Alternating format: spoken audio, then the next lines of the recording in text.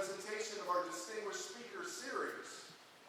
During the course of tonight's event, we invite you to text your questions into the number displayed on the screen, 815-526-0665, and join the conversation on Twitter as well using the hashtag BrotherGuy, that's BRGUY.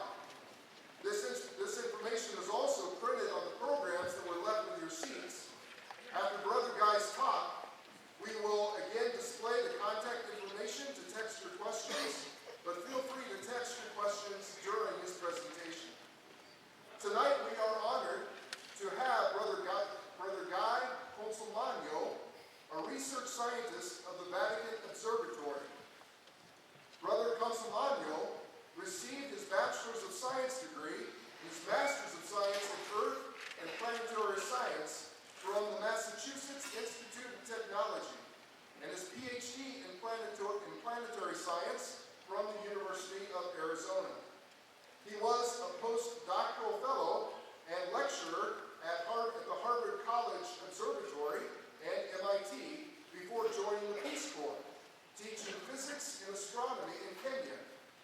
He then joined the physics faculty at Lafayette College before his entry into the Jesuit order. After taking vows as a Jesuit brother, Brother Guy studied philosophy and theology at Loyola University and physics at the University of Chicago before his assignment at the Vatican Observatory in 1993. Brother Guy has served on the governing boards of numerous societies, has held chairs at several universities, and has co-authored 5 books on astronomy, including Turn Left at Orion and Brother Astronomer. Brother Guy is the curator of the Vatican Meteorite Collection, one of the largest in the world. His research explores the connections between meteorites and asteroids and the origin of small bodies in the solar system. At this time, please join me in welcoming Brother Guy Consolmagno. Thank you. Thank you. So let me look over here and turn that one off.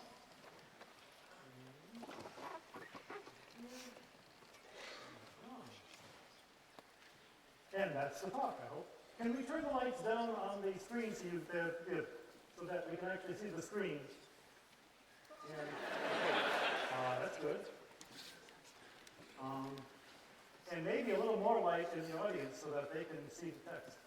So the lights are exactly backwards from what we need. If we can fill those lights. Yeah, that's much better. Yeah. Excellent. Thank you. I like to see who's throwing things at me so I can, report you to your professors. I brought a bag of erasers to throw back at me. I'm going to start actually by answering a question that I know a number of people have, some of our greatest thinkers have asked. Why does the Vatican have an astronomical observatory? For instance, you're the curator of meteorites at the Vatican. Why do they curate meteorites? Are they looking for the shooting star of David? What? No, in fact, the whole idea of having astronomers really got started with the reform of the calendar back in the 1500s. And since then, just studying the universe is a great way to remind yourself that there's more important things in life than what's for lunch. What is for lunch? Yes. Oh, wrong direction. Why does the Vatican... I'll actually start with a different quote. Because there is a law such as gravity, the universe can and will create itself from nothing.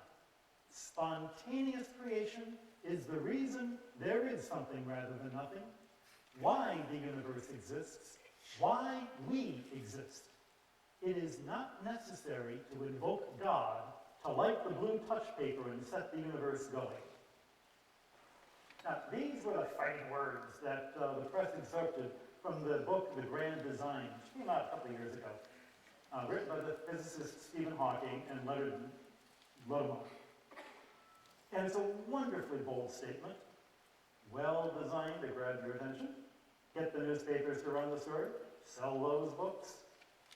The argument behind it, that we can explain the origin of the universe without having to invoke a god who started things going, follows a theme quite popular with a certain group of scholars, mostly British, mostly elderly white males. I've got nothing against elderly white males. I aspire to be one someday myself. These people are sometimes called the new atheists. And of course, there's nothing new about that kind of atheism. And Stephen Hawking is hardly the first scientist or the philosopher to declare that God is obsolete. It's actually pretty easy to mock the theological naivete of the new atheists. You get the impression that most of them never took philosophy 101. The French educational system tends to shunt their students rather quickly into arts or sciences, and this creates the two cultures that C.P. Snow wrote about more than half a century ago. There's also a kind of a spurious glibness to Hawking's argument. I mean, what if Hawking had not been able to come up with a scientific theory that accounted for the origin of the universe? Would that have caused him to publicly confess that God existed after all? I don't think so. Incidentally, that famous picture is not a medieval view of the universe. It's a 19th century view of what they thought the medieval view of the universe was. And I put that up there to remind you that a lot of the preconceptions we have about the science and faith discussion is based on 19th century bad ideas. The Victorians got an awful lot to answer for. Anyway, if Stephen Hawking and his co-author, whose name I can never pronounce, but he probably can't pronounce mine, if he's allowed to make these outrageous statements, let me counter as a Jesuit and as a scientist with my own outrageous statement, one sure to shock everybody in this room. He's right. You don't need to invoke God to start the universe off, and in fact, you shouldn't. But to appreciate what they're saying, to appreciate why they are at least partly on the right track and why we Catholics really ought to listen to them, we need to take a small excursion into the physics that Hawking and his collaborators are talking about. We don't need to follow the map. We do need to have a certain understanding of the sorts of arguments they're making in order to see the philosophical and the theological implications. The cosmology underlying Hawking's work is the theory of relativity proposed by Albert Einstein more than 100 years ago. The first part of the theory, published in 1905, now called special relativity, looks at systems that are moving at a constant speed, in a constant direction. It's called uniform motion, and this is a special case, and it's special relativity, of a system that just coasts along with no outside forces acting to change or accelerate it.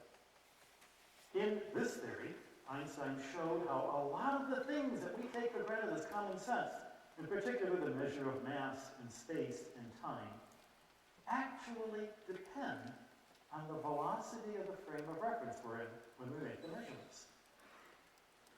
This theory of special relativity was able to explain a whole lot of phenomena that had been previously inexplicable. It gave us the famous E equals mc squared equation that describes how mass can actually be turned into energy, and that is the source of energy that powers starlight. It explains how the magnetic field arises from a relativistic expression of the electric force. Special relativity is a mathematically elegant theory, and it works. General relativity came about 10 years later, in 1916. In this theory, Einstein developed his ideas for the more general case of a universe where there are accelerations and forces acting. In particular, he tried to come up with a new way of describing the force of gravity, the very force that Hawking invokes. Gravity was, and remains, the most difficult of natural forces to understand. When Isaac Newton first gave us his general theory of gravity, he never even attempted to explain it. For him, it was enough just to be able to describe with mathematics how it appears to behave. He came up with the equations that allow you to predict with reasonable accuracy how long it takes for an apple to fall from a tree of a given height, why it fell, why there is a force of gravity. That's another question. And it's one he didn't attempt to answer. When his contemporaries pushed him on it, he merely replied, "I feign no hypotheses." Ancient cosmologies also started with observation. They started with the observation that the Earth is flat. Hey, you live in Illinois, you know the Earth is flat. And if you go outside, you can see that the Earth is covered with a dome. It's there for anyone to see in a clear day. And if you go outside an awful lot of time, water falls out of the sky. So obviously there's water above the dome. And if you dig a hole in the ground, water comes out. So there's obviously water below the dome. And this is the cosmology described in Genesis. It was the best science of its day when Genesis was written 3,000 years ago. This is Babylonian science. And it is science. You observe, you come up with a general theory, a general model that explains all the things that you have observed. A few hundred years later, the ancient Greeks understood that actually the Earth is a sphere. You can see this for yourself when you look at the round shadow of the Earth, which is visible on the surface of the moon during a lunar eclipse. And so the dome that covered the Earth came to be understood as an all-encompassing shell that enclosed the Earth. The picture was expanded to include a number of other different spheres, one for each of the planets, those 5 bright lights in the star, plus the sun and the moon, which makes 7 altogether. And each planet was thought to have its own sphere rotating around the Earth at its own rate. In fact, most European languages, the names of the 7 planets become the names of the 7 days of the week. Saturn Day, Sun Day, Moon Day, we still have those in English. And the other days of the week in English are for the Norse versions of the same god, Tyr and Woden and Thor and Freya. Now, the Greek philosopher Eudoxus, writing about 370 BC, proposed that these spheres were actually a series of internested spheres, because you observe the planets moving, and you see that every now and then, you don't see them really moving in a given night. But if you go outside tonight, you'll see the brightest star in the sky is Jupiter, and it's in a bunch of stars in a constellation where it wasn't last year at this time. And if you look at a couple of months, it will have moved relative to those other stars. But it doesn't move in a smooth way. Sometimes it turns around and comes back. Sometimes it moves faster, and sometimes it moves slower. So we have this set of internested spheres, one inside another, and one sphere is rotating, but the sphere itself is rotating, and another sphere is rotating. And by having a complicated enough set of spheres, he thought you would be able to reproduce the motions of the planets through the stars. 500 years after that, like the distance in time greater than the distance in time from Galileo to us, around AD 150, the Roman emperor astronomer Ptolemy came up with a different system involving planets traveling in circles, and each circle has a circle that's orbiting in a circle, so that by having this internested set of circles, you can reproduce the motions of the planets. And in fact, if you have an infinite number of circles, you have a Fourier series, you actually can perfectly reproduce the motions of the planets. Good observations, a mathematical theory that is capable of completely reproducing the observations. The model explains what you see. It's good science. It was such good science that it held sway for 1,500 years. He had a theory. The theory matched the data. Therefore, the theory is true. That's what you call a logical fallacy. But it's the logical fallacy that science depends on all the time. Now, it's important to remember something here. The classical geocentric view of the universe, with the Earth at the center and the sun and the Earth and all the planets going around, when you hear that, sometimes you think of, well, the moon with its craters must be whizzing around the Earth. Or they must have thought that Saturn and its rings was whizzing around the Earth. No. Cosmology is more than just the arrangement of things. It's an understanding of what those things actually are. To them, it was not commonly thought these other planets were places. And one way you can tell is after the Copernican revolution, when people recognized that these other stars could be places, suddenly we have science fiction invented, and people traveling to these places, and stories of going to the moon and the stars, or the moon and the other planets.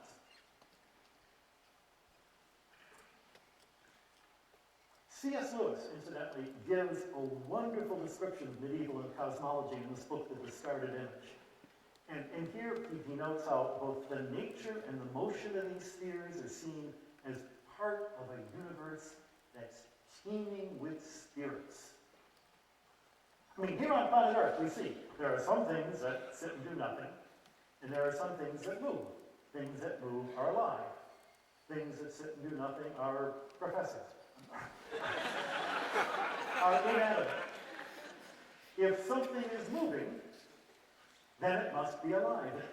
If something is alive in that cosmology, then it must have a certain spirit in it. Why do things move? Because the planetary intelligences want them to move.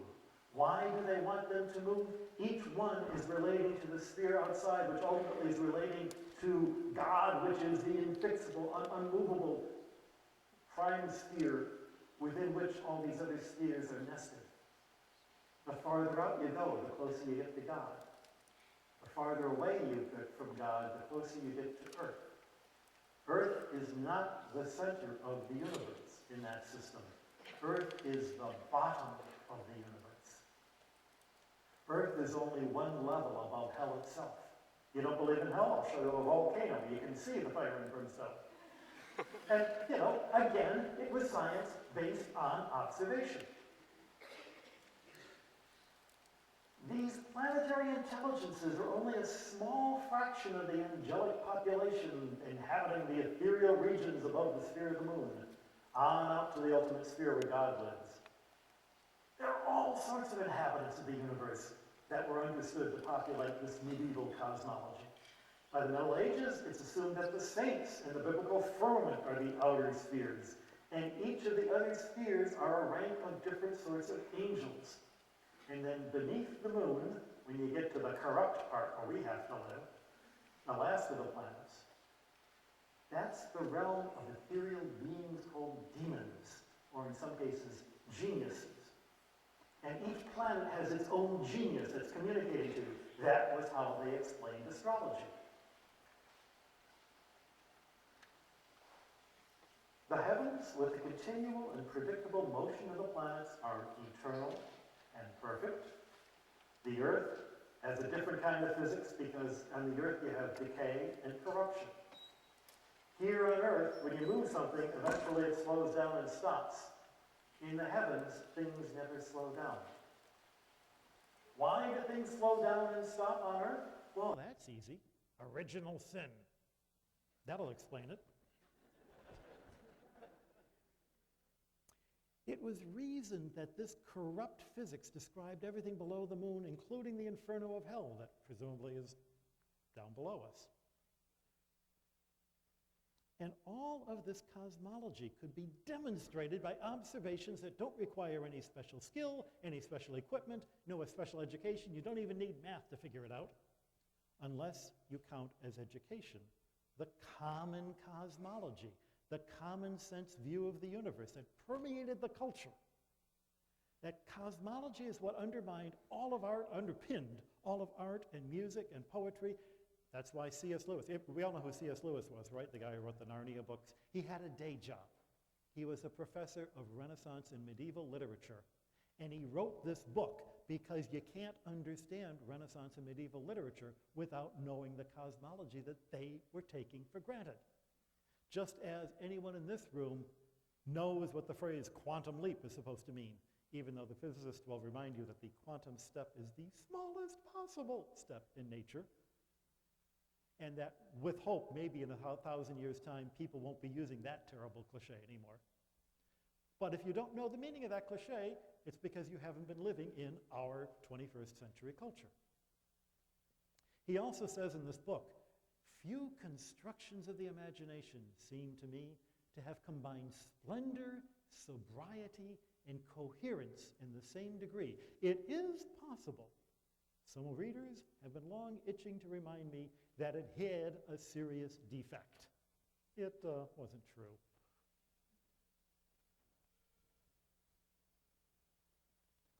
Newton changes all this.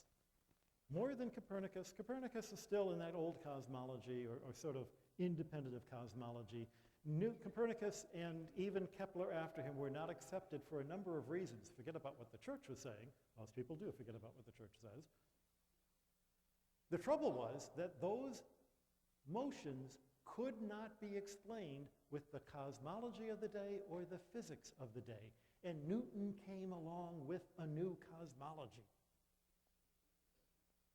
In particular, he notes that there are not two sets of physics, one for the heavens and one for the earth, but only one set of physical laws that work everywhere. Take away friction, take away other dissipative forces, and an object in motion continues in motion forever, just like the planets do. Newton's first law. Every change that does happen, whether it's in the heavens or on earth, happens due to some outside force and in a predictable way. That's Newton's second law. And whatever change that an agent has on a body, that agent is itself changed proportionately to the amount of change it produces. That's Newton's third law. If the same laws apply everywhere, this is the tree in Cambridge that's supposedly grown from the apple that hit Newton, or an apple from a tree that from an apple from a tree. Who knows? But anyway, if the same laws apply everywhere, then there's no difference between the heavens and the earth. The old cosmology doesn't hold. It has to be replaced with a new one. And this new cosmology's main principle is that if every place follows the same laws of physics, then there is no special or privileged place in space. The same laws apply everywhere because every place is, physically speaking, the same as every other place. People thought that the planets moved because they were trying to imitate the love of God. Love makes the world go around. Nope, not in Newton's world. The force that explains and controls the motions of the planets, the same force that causes an apple to fall, is gravity. And so even though Newton was frustrated in trying to explain what gravity was, by using his laws, he could at least describe how gravity ought to behave. A given amount of mass, located at a different distance, will change the speed of another bit of mass over a given period of time by an amount that you can calculate precisely. Notice the shift in what science is trying to do. It's no longer asking questions of origin, it's just telling you questions of procedure. Now, Newton recognized that there were certain gaps in his theory. For example, if the sun controls the motions of the planets by pulling on them with its force of gravity, then actually all the masses of the planets ought to be pulling on each other, and that ought to disrupt the system. The fact that it didn't happen, Newton says, well, there's God. Proof that God exists, because without God existing, all the planets would throw each other into chaos. And of course, there's the bigger question of where did all those suns and planets come from in the first place? Plato, back in the ancient Greeks, argued that there must be a prime mover as the source of all motion. The medieval theologians identified this prime mover with God the creator, as described in Genesis. Nothing in Newton's physics argued against that idea of a God, because Newton didn't try to answer that question. His physics did, however, suggest that once the universe was set in motion, its laws inexorably describe its future course. Now, he wasn't able to argue against the idea of a creator God, but it's very hard in such a universe, such a clockwork universe, to argue in favor of a personal God who intervenes in nature once it's been set in motion, unless this God decides for some reason to violate his own laws of nature. Out of this thought comes the Enlightenment theology that we call deism. To the deists, God's a clockmaker. God designs the clock, God assembles the gears of the universe, winds them up, sets them going, and then does nothing more. Maybe keeps an eye on the time every once in a while and resets things when they need fixing. Along with his physics, Newton also invented differential calculus. Since this is a whole new way of doing mathematics, it's understandable that he really didn't have the mathematical tools to allow him to come up with a more elegant solution to why the planets don't become chaotic. 100 years later on, though, the French mathematician Pierre-Simon Laplace did have those tools. The story goes that when Laplace is talking to Napoleon and explaining his new, much more elegant theory of gravity, Napoleon interrupts him and says, well, where's God in your theory? And Laplace says to Napoleon, I have no need of that hypothesis. All the atheists are cheering, all the deists are trembling, but in fact, he's right. Incidentally, the source of that story is a 19th century Englishman, again the 19th century, Augustus de Morgan, who recounts it in a book called A Budget of Paradoxes, edited by his wife, Sophia, published in London in 1872, a long time after it supposedly happened. He asserts that the story was, quote, a well-known anecdote in Paris. Doesn't give any other documentation. And in fact, this is a typical Victorian book full of things that everybody knows, but turns out isn't true. Assuming it is true, though, there is a certain irony in Laplace's dismissal of Newton's concern. In the 200 years since he said that, the mathematicians have discovered chaos theory, and we find out that, in fact, the early orbits of the planets really are unstable. Just because the solar system has been relatively quiescent for the last 4 billion years doesn't mean it was always that way, or that it always will be that way. Of course, while Laplace could give you the equations that describe the force of gravity and the motions of the planets, even he still couldn't explain what this force of gravity actually was. Why is there gravity in the first place? But there's a more subtle problem with Newton's mechanics. His laws of physics depend on knowing the forces acting on a body, like the force of gravity. So, while you could apply your equations of gravity to a particular body, given the body's mass, its position at a given time, Newton had to spell out in some detail his strange and unfamiliar new notions of mass and space and time, which he used in the Principia. As his physics came to be accepted and routinely taught, his new way of understanding mass and space and time became the new common sense. But it was not at all common sense at the time that Newton introduced it. It was new, it was strange, it was familiar. And as anybody who's ever tried teaching this physics to freshmen knows, it's new and strange and familiar to every freshman who's ever gone through it and every physicist who's had to learn this stuff. It's really, really hard to bend your mind around Newton's way of thinking until one day suddenly it all makes sense, and then it's really hard to explain it to your classmate who doesn't understand it without using the same words that didn't do you any good until the day when it suddenly made sense. I'm reminded of a phrase, I think it was John Newman said about math, but I think is even more true of physics. You never understand physics, you just get used to it. So that's why Einstein's theory of gravity and Einstein's theory of relativity was so especially shocking. Because here we had invested all of this effort to bend our minds into a Newtonian mind, and then Einstein comes along and says, guess what? It's not true. It doesn't actually work that way. What he means by space and time and mass isn't really what the universe means by space and time and mass. And one of the scary things is that even after 100 years, we still teach our physics students Newtonian physics first. And we still go into our quantum classes and our relativity classes with these assumptions of common sense that are really hard to let go of. But nobody's been brave enough to take a bunch of freshmen and start them off with relativity and quantum mechanics. Because if it doesn't work, you're hopeless at trying to get a job building bridges.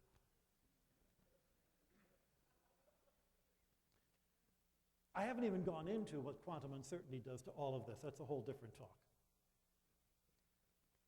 Einstein's general theory of relativity takes this insight even further and says that mass can be thought of as the warping of space-time, just as special relativity says that space and time are actually two aspects of the same thing called space-time. Space-time is warped. What do you mean by warped? Warped relative to what?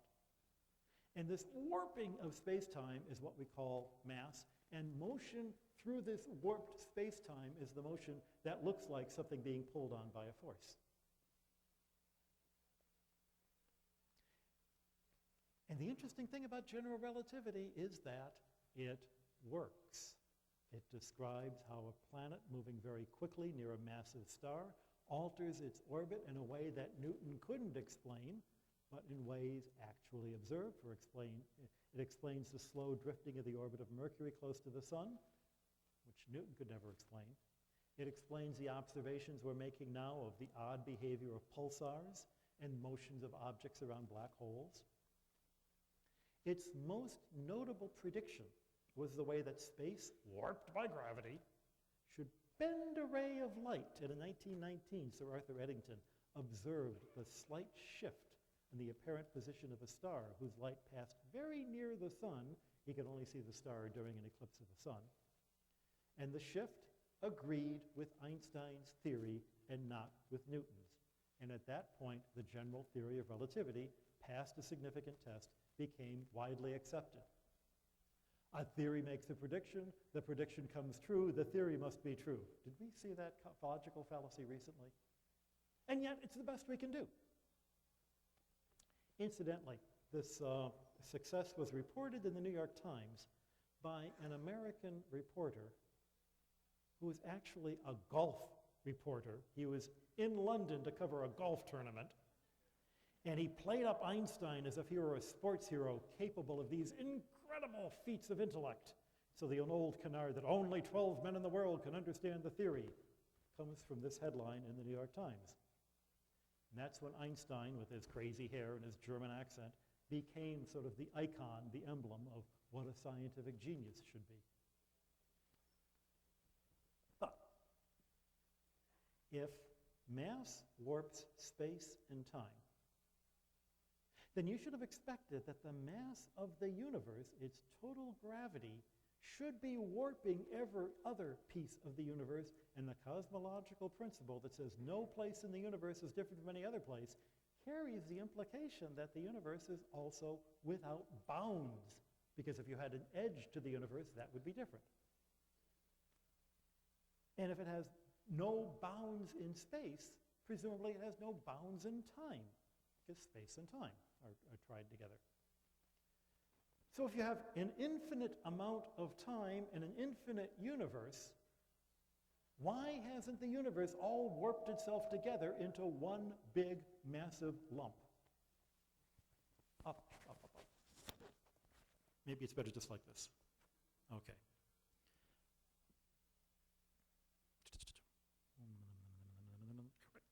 Okay, 1920s come along.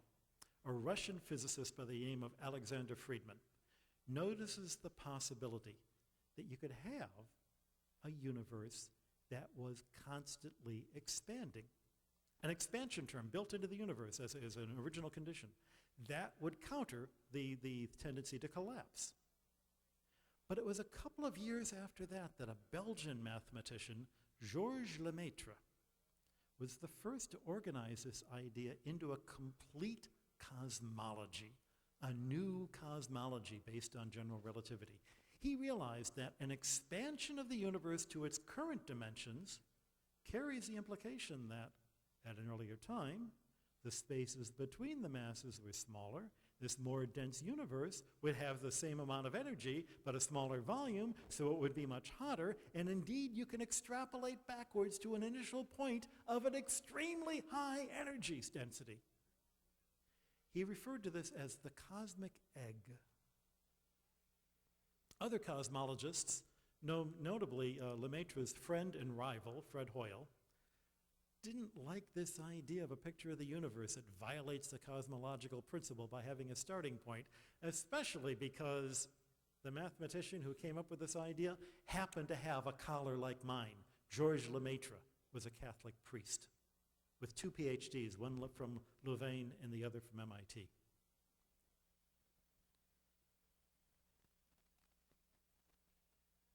You know, was he really just coming up with this theory to try to rescue Genesis somehow? Lemaitre himself insisted that was not the case. And then Edwin Hubble comes up with observations of galaxy clusters moving apart just the way Lemaitre had proposed. Hoyle comes up with a different theory where the universe is expanding due to the continuous creation of material.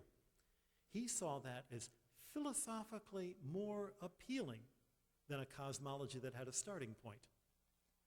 Hoyle refers to the Lemaitre's, this priest's cosmology, as that Big Bang theory. So yeah, the Big Bang was invented by a Catholic priest. As we know, the evidence of astronomy over the last 50 years has demonstrated pretty convincingly that Hoyle's cosmology doesn't explain things like the cosmic microwave background radiation or the primordial abundances of hydrogen and helium, the very things that actually the Big Bang theory does predict.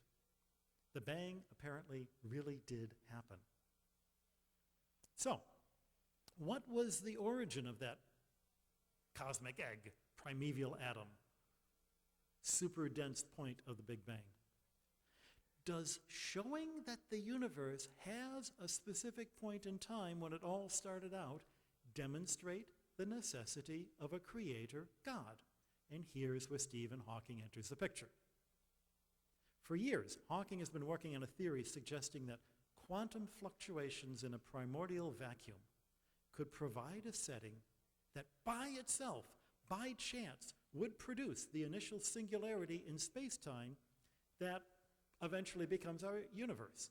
By using the concept of imaginary time, conceiving that there's no initial three-dimensional spatial boundary to the universe, Hawking and his colleagues have suggested that a universe like the one we inhabit could have been produced spontaneously from a random fluctuation of the cosmic microwave wave function. Scratch the word microwave, the cosmic wave function. Now, Hawking is as good as anybody at this stuff. He's a heck of a lot better than I am. It's beyond my abilities or this talk to critique his physics. There's no reason to suppose he's got it wrong. So does that mean that actually we don't need to postulate a God as the creator of the universe? Let's go back for a moment to Newton's idea of God. Newton was a deist. It meant he didn't see God as personally involved in the lives of human beings, but rather the prime mover in Aristotle's sense. Someone responsible for bridging the gaps in our understanding of physics. His physics was actually very successful. And so it appeared to be a testable foundation on which you could build a very secure cosmology, both a physical cosmology and a metaphysical cosmology. There was no split between science and religion. Indeed, religion could be based on the firm certainties of Newton's laws. You know, this is what Alexander Pope was talking about when he wrote the famous poem, God said, let Newton be, and all was light. God could be demonstrated to exist because he was needed to fill the gaps in Newton's description of the universe. But using God to fill the gaps in our knowledge, the God of the gaps we call it, is theologically treacherous. The most obvious danger is, like Laplace, once the gaps are filled by the natural laws themselves, then the proof of God's existence is turned inside out, and instead of proving the necessity of God, you wind up showing that in fact you don't have a necessity for God.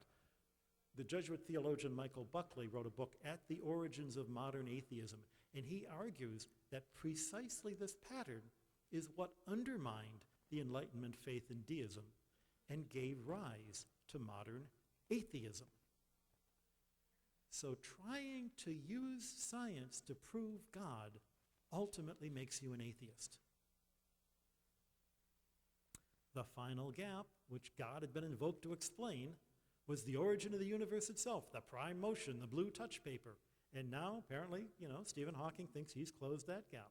So he sees this as the final death knell for God. And I agree with him. The God that Laplace and Hawking are overthrowing is actually just a God who is one force alongside all the other forces in nature, along with electricity or gravity or the strong nuclear force. Rather than being supernatural outside space and time, existing from the beginning, the before, this kind of God is just another pagan nature deity, responsible, if not for thunder and lightning, or the growth of crops, at least responsible for the Big Bang and the growth of the universe. Furthermore, the God of the Big Bang, the modern version of Newton's watchmaker God, is certainly not the God, the personal God of Scripture. Of course, this kind of personal God had already been ruled out in Newton's understanding of the universe, which operates only by the action of immutable and calculable mechanical laws. His kind of deism had already done away with any possibility of transcendent experiences like justice or beauty or love or free will. That kind of universe is and must be a universe without meaning. This conclusion that the mechanistic and deistic universe is essentially a meaningless universe has been recognized more than once by any number of expert physicists venturing into the realm of the metaphysics. The Nobel Prize winner, Stephen Weinberg, famously summed it up by saying, "The more the universe seems comprehensible, the more it seems pointless." Bertrand Russell, before him, spoke of building a philosophy on the firm foundation of unyielding despair. How cheerful. But it's not just these guys. The book of Ecclesiastes opens, "Vanity of vanities, all is vanity," or in the more provocative translation of the British Lord Jonathan Sacks, chief rabbi of the United Kingdom, "Meaningless, meaningless, says the teacher, utterly meaningless. Everything is meaningless. Man's fate is like that of the animals. The same fate awaits them both. As one dies, so dies the other. All have the same breath. Man has no advantage over the animal. Everything is meaningless." That idea was not invented by modern science. It didn't come out of the Enlightenment or evolution or the Big Bang. It's been around for 2,200 years at least. Rabbi Sacks points out in his recent book, The Great Partnership, such a view is perfectly self-consistent and philosophically naive. The whole genius of the God of Abraham, Sacks reminds us, is that it's in the supernatural nature of God, what he calls the discovery of God beyond the universe.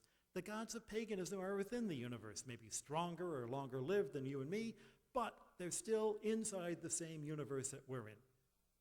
Therefore, they could not have created the universe, nor could they give meaning to the universe. To quote Wittgenstein, "The sense of the world must lie outside the world." It's essential to recognize which God it is we're trying to find. The God of Revelation is a God of beauty, of joy, of love, the way, the truth, the life. These are attributes that cannot be derived from a scientific analysis. It's a God which can only be experienced. And for that matter, if you've never experienced beauty, how can you know the God who is the source of beauty? If you've never experienced freedom, how can you believe in a God whose truth sets us free? If you've never experienced love, how do you know the existence of the God who is, as we're told by St. John, love itself? Well, maybe even in the lack of these things, You recognize that these things must exist, knowing how much we miss them when they're gone. But the point is, only a supernatural God can give our life meaning. Only a supernatural God, existent outside the mechanisms of Newton's universe, can now account for our experience of beauty, of freedom, of love. And only a supernatural God is worthy of our adoration. The God who set off the Big Bang, even if there were such an entity, is not by that mere act any more to be worshipped than I would worship the force of gravity. Now, Hawking knows that. If Hawking thought otherwise, then he would, by identifying the start of the universe with fluctuations that he identifies with gravity, he would say then that gravity is the God that you ought to worship. And that's absurd. Although some people do say that, if gravity is what's produced by the God particle, as the Higgs boson is, well, then that makes sense. And maybe that's why Catholics celebrate Mass all the time.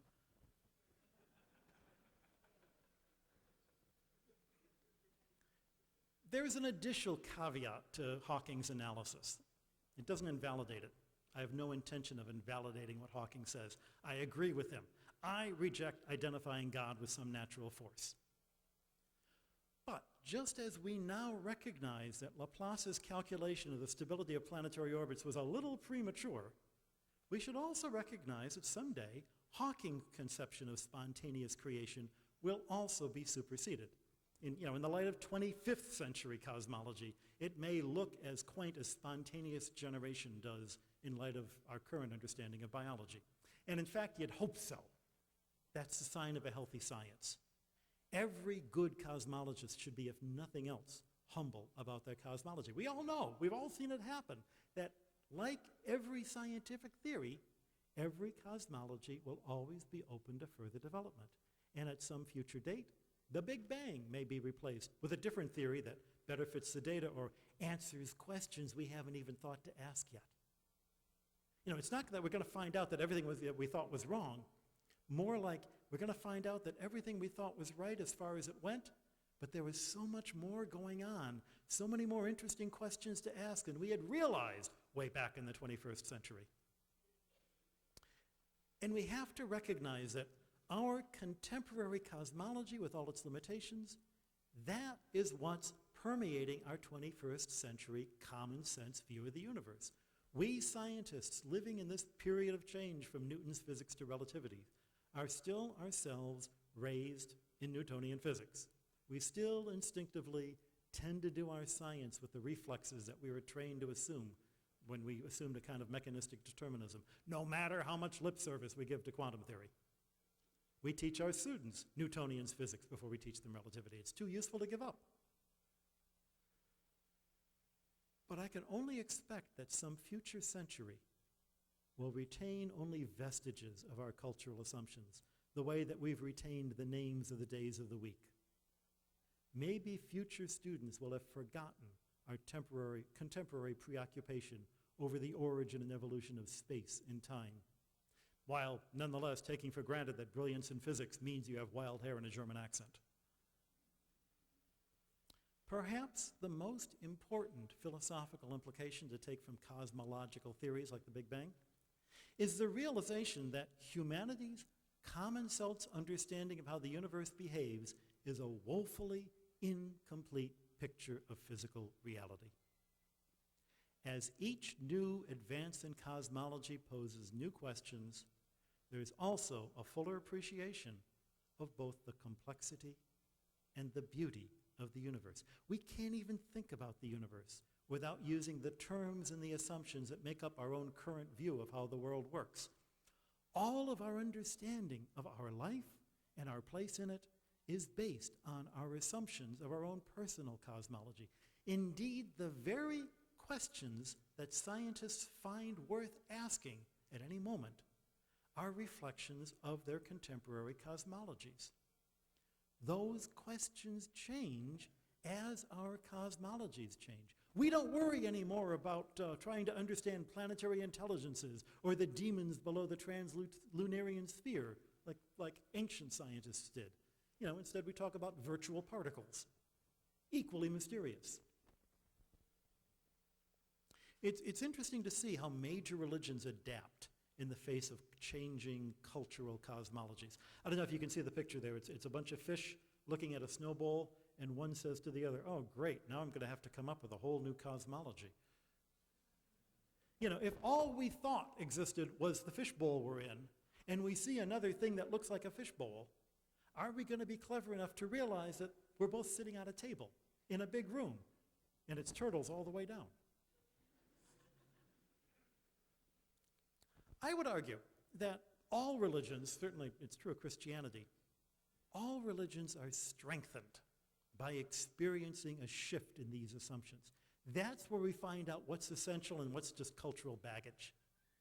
The cosmology in Genesis is dated, you know? No one would use Genesis to teach science, I would hope.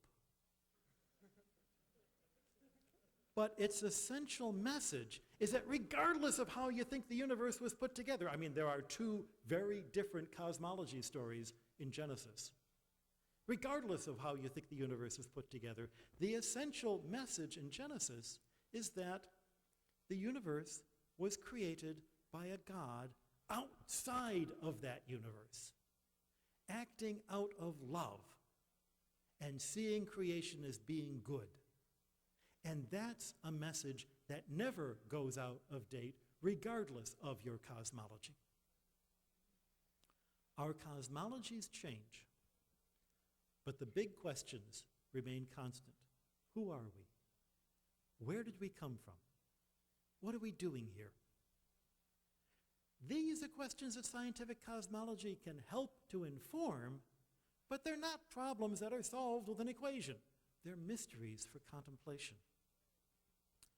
Among these mysteries is the one first posed by Newton's contemporary, Gottfried Leibniz, in an essay on the ultimate origin of things. The question is, why is there something instead of nothing?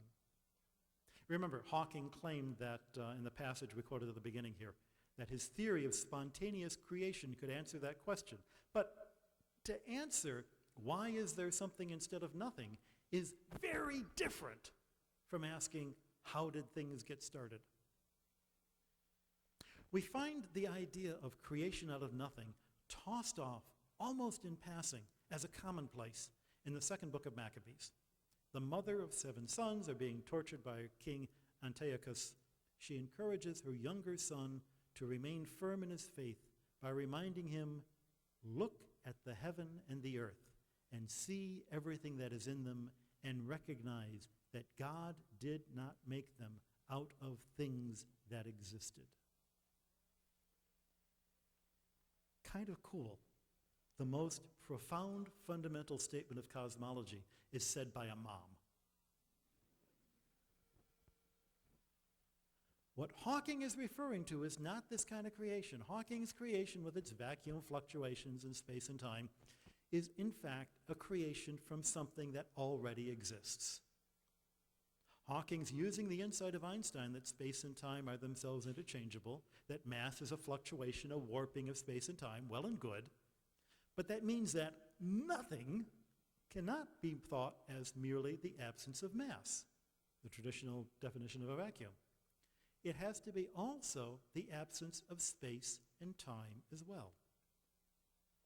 In the theology of the God of Abraham, the Creator gives the physical processes of the universe the power to be what they are. The Creator is not the same thing as those physical processes. Creation out of nothing, creatio ex nihilo, is not an answer to the question of how did things get started. It is instead the answer to the ultimate question of why reality itself exists, with its dimensions of space and time, and with all the rules for how those dimensions behave, the things that makes Hawking's fluctuations possible.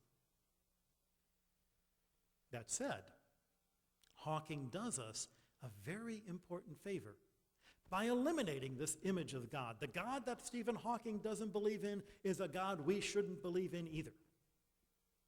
The pagan gods of ancient Rome meant that the ancient Romans didn't need science. You know, if lightning strikes, they explain it as the whim of Jupiter, the god of lightning. If crops grow, it's the whim of Ceres, the god of crops. The Christians in those days were considered atheists because they rejected those gods, and rightly so. And when I encounter an atheist, I always remember, I only believe in one more God than he does. We're very close.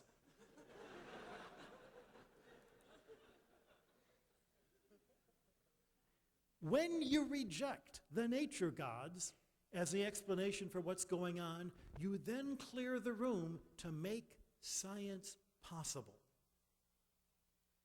And this is an important reason why science, the study of the physical universe and how it behaves and why it behaves the way it does in terms of cause and effect, arises precisely in the cultures that believe in a supernatural creator God. Judaism, Christianity, Islam. These are the cultures that have room within their cosmology for trying to figure out how the universe works. God is not a force to be invoked to swell a progress, start a scene or two, to fill the momentary gaps in our knowledge. God is the reason why existence itself exists. God is the reason why space and time and the laws of nature can be present to operate the forces that Stephen Hawking's talking about. What's more, I believe in such a God not because he's the end of some logical chain of calculations. I've seen my calculations. I know not to trust them. I believe in God not because I don't happen to have any other explanation for the origin of the universe. I believe in God because I have experienced God. I've seen the person of Jesus Christ in history, in Scripture, in my own personal prayer, in my own life. I believe because I've experienced what physics shows me, but can't explain. The fact that not only can I explain the gravity that shows why two colliding galaxies give you this form, but I also can experience that, wow, that's beautiful. Wow, I want to know more. I want to know more so much that I'll dedicate my life trying to figure out how things like that are possible. A universe that exists is inexplicable. A universe that follows rational laws, actually completely unexpected. One whose laws can produce beauty, that's impressive. One whose laws not only produce beauty, but are themselves beautiful, that's transcendent. I adore God. As the psalmist says, the heavens proclaim the glory of God, the firmament the work of his hands. I adore God, not merely because the universe exists, but because it is such a joy to play in. What do I call playing in the universe? I call it science. When I was a little boy, it was a rainy Sunday afternoon, couldn't go outside to play. My mom pulls out a deck of cards, deals the cards out, we play rummy. I'm 10 years old. Mom's a grown-up. She can beat me at rummy anytime she wants to.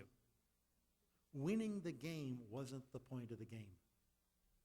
Why was she playing with me? It was her way of telling me she loved me. You can't go up to a 10-year-old and say, "Oh, son, I love you," because the 10-year-old's going to go, "Oh, Mom!" This was her way, this play, this spending time together was her way of telling me how much she loved me. When I do science, I have exactly that same experience with God. This is God's way of showing me not only that he loves me, but that we can have fun together. And that's the kind of God I want to obey and adore. Thank you very much.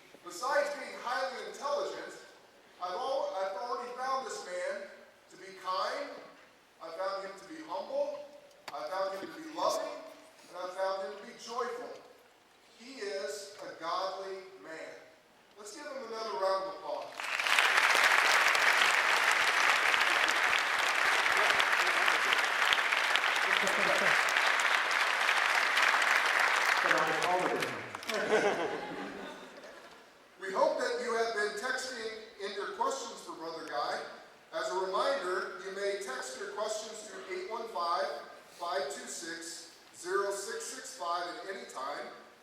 At this time, I'd like to invite forward Greg Morehouse to the stage as our student moderator of the question and answer portion of this evening. Greg is a PhD student in organic chemistry and is very active in various ministries at St. John's Catholic Newman Center here on campus, including our Illini Council Knights of Columbus. Greg will address Brother Guy with the questions that you have submitted. Greg? Wake up.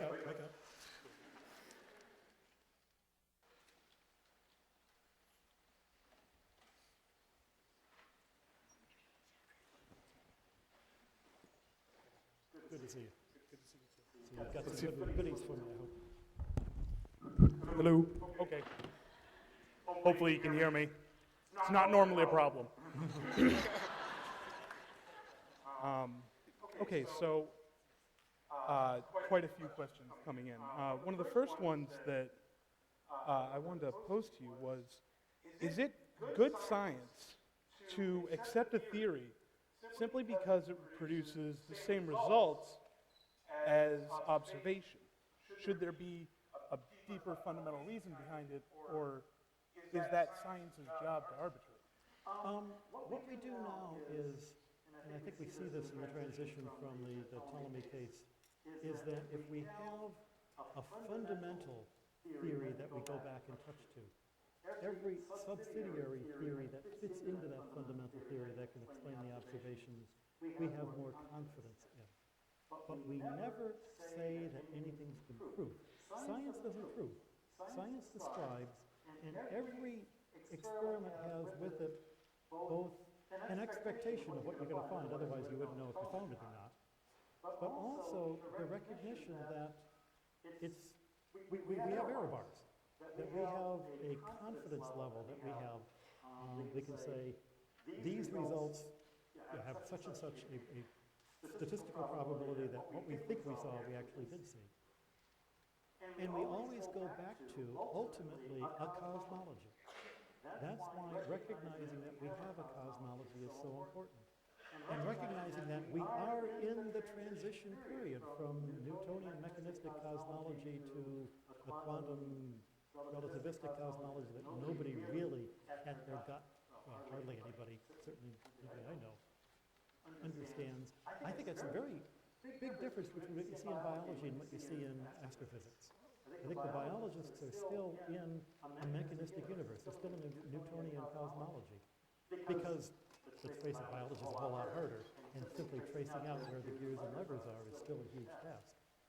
But ultimately, we have to recognize that reality is stranger than that, and that's why our best theories now are not solid ground to base a theology on. In addition to that, I would add the error bars on any measurement, right, are related to how direct that measurement is, right? So in biology, you're not usually directly measuring that which you want to state as occurring. Well, that's actually occurring all the time. We're measuring very, very clever things. Simple example for those of you who aren't scientists here. One of the things I do in the lab is measure the heat capacity of a meteorite. How do I do that? I drop the meteorite in liquid nitrogen and see how much nitrogen gets boiled away. So what I'm really measuring is the weight of my dewar full of nitrogen. And I'm making assumptions that what I'm seeing is due only to the meteorite and not, say, water vapor that's collecting on it, or all sorts of other things that could be misleading me. And maybe there's some weird thing going on between meteorites and liquid nitrogen that I never heard of or never even considered. That means that all of my numbers, while they're very accurate numbers, are showing me something very different from what I thought I was measuring. Because it's indirect. That's the only way we see it. And yet, at the end of the day, science works to a certain degree. I think it's one of the great mysteries of philosophy of science that we don't totally appreciate why it works. But I think it's great fun that it does. I was just told that we need to keep our mics closer to our mouths. Okay. Thank you, gentlemen. So moving into a slightly different line of question. So it's someone in the audience says, I understand and appreciate your statement that you only believe in one more God than an atheist does. But why do you choose to believe in that one God as a Christian God, as opposed to other monotheists? There's two bits to the question. One is there another kind of monotheist, theism, ultimately? And really the monotheisms we've come up with all pretty much wind up being the same God. I think I recognize the God I worship as the same God that a Jew worships, the same God that a Muslim worships. Why I am in particular a Christian, I could cheat and say, well, it's because my dad was Italian, my mom was Irish, and what do you expect? And there's an element of that too. Except I have plenty of friends with the same family background who have gone off in other directions, so it's not totally deterministic that way. I talk about that a lot in a book called God's Mechanics. The short answer is, to me, Catholicism in particular is the most complete religion. Lots of religions have large chunks of the truth. This is the one that has in a marvelously confusing and insane mixture that seems to reflect reality as I've experienced it. I believe in Christianity because Jesus Christ is unique, and unique in exactly the same way that I could never have predicted, but as soon as I see, I go, oh, yeah, right. Okay, it's kind of the same way when everybody heard that Pope Benedict was resigning. Nobody predicted he was going to do it, but as soon as he did, he go, well, yeah, I guess it makes sense. Surprised me, but yeah, now I get it. And over and over again, the way you see God acting in Scripture is one of those, I wouldn't have expected that, but oh, yeah, okay. And to me, everything that we know of Jesus is precisely consistent with what I recognize as the same God who has the same sense of humor I encounter in science all the time. It's as indistinct as that.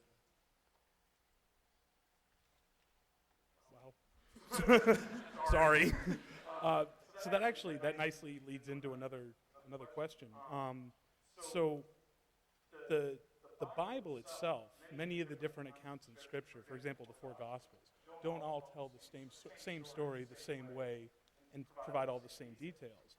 So the person who's asking the question is, how, as one trained in the scientific method, how do you check your data regarding the system? Right. First of all, the Bible is not a science book. It's not a science manual. It was written before science books existed. That's not me saying that. I'm quoting Pope Benedict, who said that a month ago. Former Pope Benedict. Faith is not a system of epistemology. It's not a way of knowing things. It's a way of proceeding when you don't know things, precisely. Anyone who's dealt in psychology or dealt in law, you have multiple witnesses, you recognize that every witness is giving you a different account. And the account is inevitably, cannot help but be colored by the person writing it, where they're coming out of, what they saw, what they expected to see, who they're trying to tell the story to. If you're trying to describe the planets to a 6-year-old, you're going to tell the story very differently than if you're trying to explain it to a graduate student. And so the individual data points, to me, it's much like, here's a great analogy if you want to think of it from a scientific point of view. In a graph, the data points don't all sit on top of each other. They make a cloud. Within that cloud, you try to see a pattern, recognizing that there are outliers for lots of reasons. And if they all sat on the same point, you'd be highly suspicious. But that also means that you don't base your theory on everything on one particular data point, on one particular Bible passage, on one particular papal statement, on one particular nun who said something to you when you were 6 years old that you probably misremembered. You have to take in the entire pattern of everything you see and ask, what's the common thread? What can I pull out of all of these different ways of looking at things? We're Catholics. We are not Protestants who only have the Bible to rely on and then have the question of, was there Christianity before the Bible was written? We're not Muslims who would say that the Quran was dictated word for word by God. We know that Our Bible was written by human beings. We even identify, for better or worse, with better or worse accuracy, who we think wrote those pieces. And that's why it's important to see it as a whole, and I think why it's important to see it as a community, rather than to try to figure it all out on your own, because no one of us has the time or the knowledge or the energy or the capacity to have that grand overview without having other people to say, hey, what about, or, I read this, or maybe that, constantly challenging us. That's how science is not done as an individual. But there's a bigger issue here, both in science and I think in theology. It's not about coming up with answers. Physics is not answering the problems to get the answer in the back of the book. Physics is a conversation among people studying the universe. Religion is a conversation among people trying to describe their relationship to God. We hope it's all to the same God. And we hope we can learn things from comparing stories, because no one of us has experienced God the same way. And to me, that's why it's important to do it as part of a large community. I remind people, as a planetary scientist at the Vatican Observatory, I deal all the time with a big, bureaucratic, top-heavy, sometimes idiotic bureaucracy, often run by people who I think are idiots. And yet, nonetheless, NASA is the only outfit that was able to get us to the moon.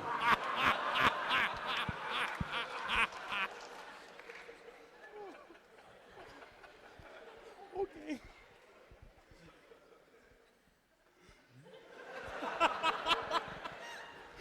I'm sorry. So actually, there's a really good follow-up question that works from this. So obviously, from this statement, we're not, as Catholics, we're not biblical literalists. No. We don't believe that the Bible is journalistic reportage, to quote Father Barron. And knowing what I've seen of journalistical reportage, it's a good thing. True. Okay, but I used to be a journalist. then in that case, do you believe that the Genesis creation story, for example, should be taught as fact in churches when you clearly don't believe in its strictest definition?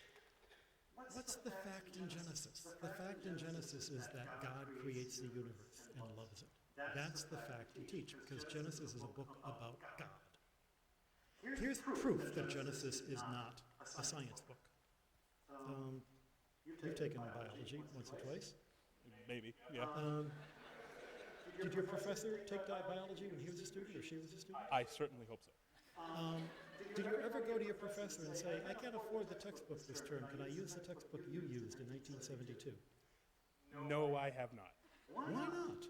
Well, because that textbook is based on theories and models that are no longer applicable. On the other hand, if you were studying philosophy and you had the opportunity to use the copy of Plato's dialogues that your professor had with all of his notes and all of her notes written on the margin, that would be really useful. There are some books of philosophy, books of literature. We don't have new editions of Shakespeare where the endings turn out different. There are books that are themselves the subject of study, and there are books that are the description of the things we're studying, but not the subject of study itself. Nobody learns Newtonian physics by reading Newton. It would be a total waste of time. Great books, societies to the contrary. If you make the Bible into a science book, you're saying it's going to be obsolete in 5 years' time and you should throw it away. And that's clearly not the case. Therefore, the Bible is a different kind of book from a science book. And anyone who teaches it as a science book is doing a scandalous thing and throwing disrepute on the Bible and on Christian teaching. And again, that's not me saying that. That's St. Augustine, who wrote that in a book called On the Literal Reading of Genesis in the year 400. He says, anyone who studied the heavens knows how the heavens move, knows how eclipses occur. A Christian quoting Holy Scripture to the contrary is going to make Christianity look foolish, and that's scandalous. Incidentally, the theory that everybody knew back then was the Ptolemaic theory that we now know is wrong. So given all of this discussion then, there's a question from the audience then, what is the best way to explain our faith to those from the scientific community who believe that faith and reason just cannot coexist?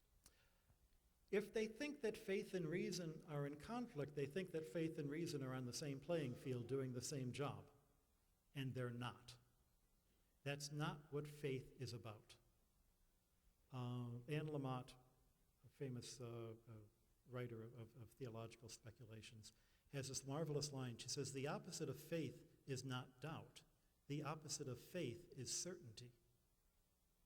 If you're certain of something, then you wouldn't need faith. Blind faith is not closing my eyes to the facts. Blind faith is proceeding even though I'm blind. All of life is making decisions based on inadequate data. The decision of what university you're going to go to, the decision of who you're going to date, the decision of which movie you're going to go to. How are you going to know which movie is the best movie to go to until you've seen them all? And if that's the case, you can never go to a movie. You wind up making decisions based on experience, based on what other people you trust have said, but based ultimately on inadequate data. There was a reading from Deuteronomy in the Mass this week where Moses says to the Jewish people, remember and pass on to generation after generation what you have seen with your own eyes. Faith is based on the science of reasoning through what we've observed and trying to make sense of it. But then making choices and deciding to live in the hope that these choices are good. Making these choices based on our desires, based ultimately on love.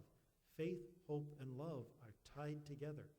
And you can't separate them and just say, I'm going to be a person of faith without hope, without love. Another interesting thing about the scientists who see the conflict. I was a scientist for 20 years before I entered the Jesuits. When I entered the Jesuits, it was like, coming out of the closet. He goes to church. And I was kind of scared about what people might think. I know that feeling. What happened to me, at least in astronomy, was shocking. So many of my friends came up and said, you go to church? And I go, well, yeah, you sure would have known it, which is telling you something about me. And then they started telling me about the churches they went to. And I found out that, and surveys have shown, that the proportion of scientists in church on any given Sunday pretty much matches the general population that they're coming from. In the Midwest, I would bet half the astronomers in the Midwest belong to a church, participate, and maybe 10% in England where nobody goes to church. But if you want to find atheists on a college campus, you go to the English literature department. You don't come to the scientists. So moving in a little bit of a different direction. So how would you explain, based on a physical theory, miracles? Is it just a breakdown of our current accepted theory? We have this idea, it comes out of the Enlightenment and certainly reinforced by those terrible Victorians, that a miracle is a violation of the laws of physics. We had miracles before we had laws of physics. So that can't be what a miracle means. What a miracle means is, it's a sign that I believe comes from God, pointing me to God acting something special. It doesn't have to be a violation of the laws of physics. As an example, let's say I've got an Uncle Fred, and Uncle Fred hates cats. And one day I see him with a little kitten in his arm, and he's going ooh and ah and tickling the kitten, and I'm going, okay, something's going on here. Maybe he's had a stroke. Maybe he's got a new girlfriend. I don't know what it is, but something is happening here. There's nothing miraculous, nothing violating the laws of physics, I should say, for Uncle Fred to cuddle a cat. But there is something miraculous, a sign that is showing me. Now, is it possible that God supersedes the laws of physics? Or stacks the odds. I mean, many things that are highly unlikely do occur, just not very often. There are some things we can call divine coincidences that might be recognized as a sign that points to God. And then there's the life of Jesus Christ, which violates all the rules that I won't even go into because that's completely different from anything I've just said. So moving back into the realm of physics, so one of our questioners asks, so they state, I know the universe has no bounds, but it is finite. So what is it, in fact, that the universe is expanding into? What would Hawking's answer be? The universe is not expanding into. The universe is itself expanding. It's not a lot of little things going into empty space. It is space itself getting bigger. That's why I say that we really haven't bought into the cosmology of relativity and really understood what it means to say that space-time are interconnected in a way that's different from our Newtonian idea of space and our Newtonian idea of mass and our Newtonian idea of time. It's kind of like the Trinity. If you think you understand it, you're wrong. That's sort of the best. And incidentally, the universe is finite only insofar as the universe that we can observe is finite. But the best theory for the expansion of the universe says when you get beyond 13.8 billion light years, it's moving at the speed of light and we can't see it, but it must have had a burp very early on. That means that there are parts of the universe that used to be connected to us that aren't anymore, that go out to maybe 150 billion light years, and we have no way of talking about anything beyond there, but no reason to say it does or doesn't exist. Are you confused yet? So one of our other questioners is asking, is it right to assume that you and Stephen Hawking are arguing two sides of the same issue? Namely, that Hawking does not take into account a supernatural mover. Otherwise, how does his theory account for an quote-unquote unmoved mover? I see what he's saying, and yeah, that's probably as good a description as any. It's using the language of Aristotelian philosophy, which I suspect Hawking has never studied. You can use other languages and other philosophies to get at the same idea, the same point. I think reading Heidegger is a very mind-expanding way of trying to understand quantum physics. But that's as good an approach as any, and I'd say that's not a bad characterization, assuming I understand what he's saying. So another question about, so your claim of Jesus as unique intrigues the writer. Doesn't his story, as well as the story that follows him, closely mirror other religious figures that preceded and proceeded him? No. It's echoed in earlier religious figures. What's interesting is the way it's different. And all the ways that it's different are the ways that are important. It's interesting that he doesn't become the world figure in his lifetime, that he doesn't write great things to be left behind, that he doesn't encourage his followers to tell people until the very end. If you read most of Mark, it's always, don't tell people. His way of behavior is actually very different from what we continually expect a Messiah to look like. And to me, that's unique.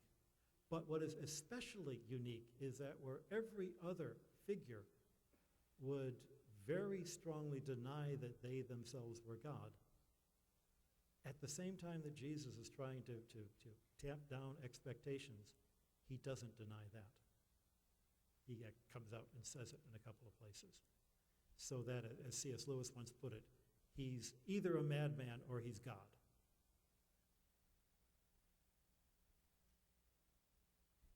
C.S. Lewis said it much more elegantly.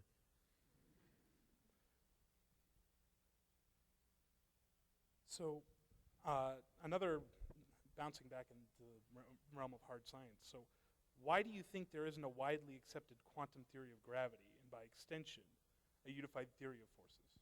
Because it's real hard. That's easy.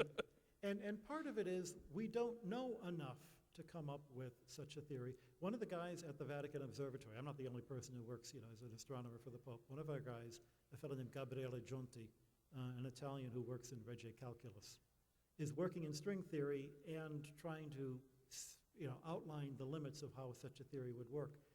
Science is not big breakthroughs. If it were, then most of us would not be scientists, because most of us don't make big breakthroughs. Science is a cathedral that's built by small bricks and tiny side altars without a plan, slowly constructed, each of us trying to make our own small contribution to it. And the problem of quantum gravity is so big that it's fascinating to see the enormous holes of the things that we didn't even know we didn't know until we attempted to get at it. And the attempts we're doing now in some ways remind me of the magic number theories of the Pythagoreans.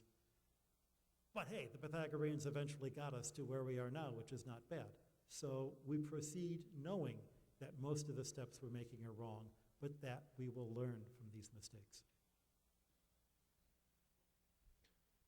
So we've had you up here for a while and we're running close on time, but there are several questions people asking specifically about you, so the moment in your life that really initiated your belief in God, what made you want to become a Jesuit brother. So could you go through a little bit of your A little bit of personal life history? story. I'm from Detroit. My dad was Italian, my mom was Irish, a baby boom kid. The year I started kindergarten was the year that Sputnik went around. The year I finished high school was the year men landed on the moon. Of course, you're going to be space nuts. And in those days, every little boy, sadly not girls, boys, was going to be a scientist. They were all encouraged to do that. I went to the Jesuit high school in Detroit because it was the best high school. I always wanted the best. And they said, well, all the smart kids take Latin and Greek. So I got out of the science business for a while. Couple of points of the more important story is how I did not become a Jesuit. I was a freshman at Boston College. It was 1970. The world was on fire, Vietnam, drugs, everything. All the guys in my dorm were interested mostly in getting drunk. Unlike students today, that was really popular back then. And I was a nerd. I wanted to study. And then after they all got totally smashed and started flunking courses, they would complain about how miserable their life was, and they would come to me, because I was the one guy who seemed to have my act together, and they'd pour out their soul, and I'm thinking in the back of my head, life is tough when you're stupid.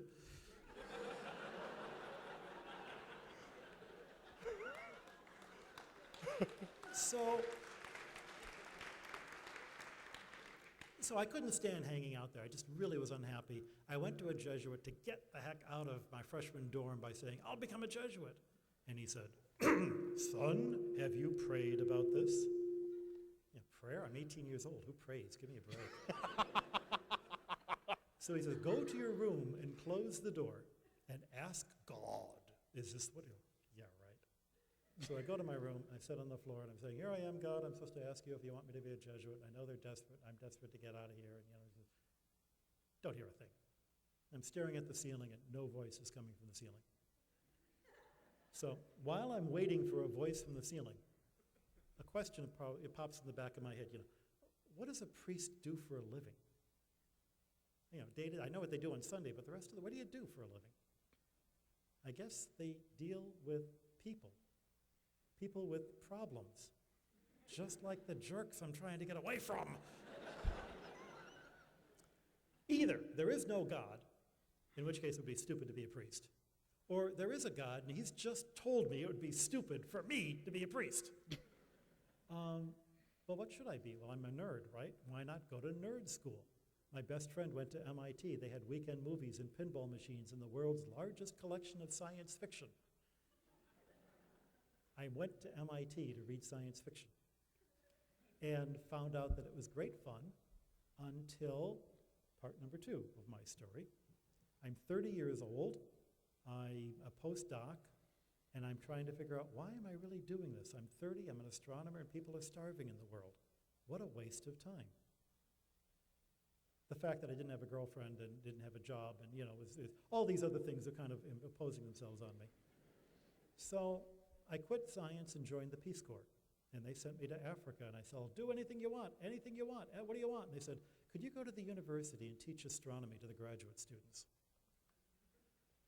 Which didn't make any sense. But I'd had a little telescope, and I'd go up country, and in the weekends to my friends who were in the real Peace Corps, where there were people starving, and everybody in the village would look through my telescope and go, wow, look at the craters in the moon. Wow, look at the rings of Saturn. Just like, my friends back in Michigan did. Just like I do. I had a very smart cat in those days, but my cat never wanted to look through the telescope. And certainly my cat never said wow about anything. Doing that is something human beings do. Asking questions about our place in the universe and how things work and what those lights in the sky are, that's a human quest. And to deny that to somebody because they were born with the wrong economic background or the wrong continent or the wrong gender or the wrong time is to deny them their humanity. But to allow them to participate in that makes you and them realize we're as good as anybody else who's ever come along. And what's more, learning how you solve problems in science by breaking them into tiny bits can also be a great lesson for how to solve problems, including how to cause crops to grow better. But human beings don't live by bread alone. I read that someplace. I came back to America, taught at a small college for 4 years, loved teaching, and I thought if I become a Jesuit, because I just broken up with yet another girlfriend. Too much time, but I gotta tell you this. I'm 36 years old. I say, if I met the perfect woman tomorrow, I'd be 40 before the kids started coming along, and those kids would be teenagers when I was, 65? Way too old to deal with teenagers. Plan B, join the Jesuits. They'll give me a job. But the real shock was virtually a voice from the ceiling saying, brother. Like, what? Yeah, you should be a brother, because you're not going to be a priest. I had no idea why. I still don't totally understand why. There are times I wonder if God exists, but I never doubt that he wants me to be a brother. Anyway, I joined the Jesuits. I find out it wasn't plan B, it was plan A all along, and I was just too dumb to realize it, because it was the first time in my life I was content. I'd been happy, but I'd never been content. And then somebody pointed out that 40 plus 15 is 55, not 65.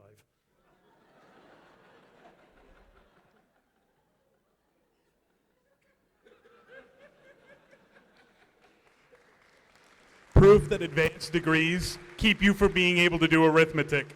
Yep. I'm losing that. I can't do division anymore. So one last question, and this Okay. one's kind of a biggie.